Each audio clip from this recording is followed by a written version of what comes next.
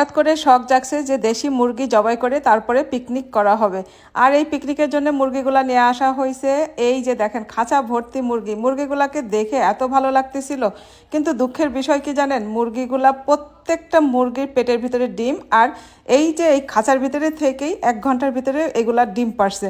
আমার বান্ধবী তো দেখে মহা খুশি যে টাকায় তো লাভ বেঁধে গেছে, মুরগি তো ডিম পারতেছে। তারপরে আমরা বললাম যে ঠিক আছে, তাহলে মুরগিগুলাকে আরও কিছুদিন রেখে তারপরে আমরা পিকনিক করি। এই যে দেখেন কি যে সুন্দর ডিম, এই ডিম দেখে আমাদের তো মাথা নষ্ট হয়ে গেছে। এখন আমরা হিসাব করা শুরু করছি, এখানে 7টা মুরগি আছে।